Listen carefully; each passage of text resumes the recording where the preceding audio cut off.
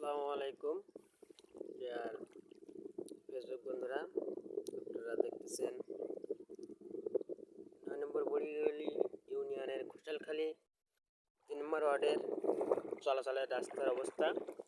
এখানে সারাদিনই অন্তত 4 থেকে 500 মানুষ ঘরবন্দি আছে, যেখানে মানুষের চলাচলের অনেক অসুবিধা, ঘেরবেড়ে পানিতে তোলায় আছে। এখানে মেম্বার এবং ইউপি চেয়ারম্যান সহ তারা আজ পরিদর্শনে আসলো, অথচ তারা দেখতে পারলো যে পানি বাইর করার কোনো প্রকার ব্যবস্থা নাই। বিধায় তারা কোনো প্রকার পানি বাইর করার ব্যবস্থা করতে পারলেন না।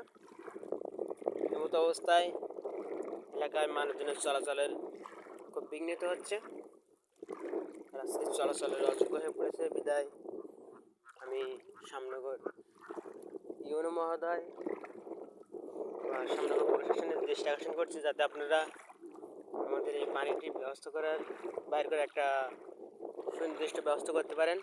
মানুষের চলাচলের অযোগ্য হয়ে উঠছে, মানুষের ঘর বাড়ি পানির নিচে আছে, দেখতেছেন মানুষের রাস্তাঘাট সব পানির নিচে। আপনার চলাচলে কি কোনো সমস্যা হচ্ছে রাস্তাতে? আল্লাহ সে পুরো দেখি সামার সমস্যা, পানি বের করার কোনো ব্যবস্থা নাই? না। এটা কারো কি জানাইছেন, বা কোনো মেম্বার বা কোনো চেয়ারম্যান কেউ আসলো, আসে কি কিছু বলেছে? চেয়ারম্যান মেম্বার দেখে গেছে আজকে। তো পানি ছাড়া কোনো ব্যবস্থা করতে পারছে তারা? আল্লাহ বলতে পারে। তারা কোনো মানে নির্দিষ্ট কোনো কথা দেয়নি যে পানি সরাতে পারবে কিনা, না যে আবার তো এটা এভাবেই চলবে, তাই তো? চলবে। মানে মানুষের দীর্ঘ ভোগান্তি।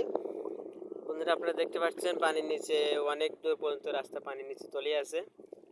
ঘের ভেড়ি সহ অনেক কিছু পানির নিচে দেখতে পাচ্ছেন, বাড়িঘর এমনকি সমস্ত রাস্তাঘাট সব কিছু পানির নিচে।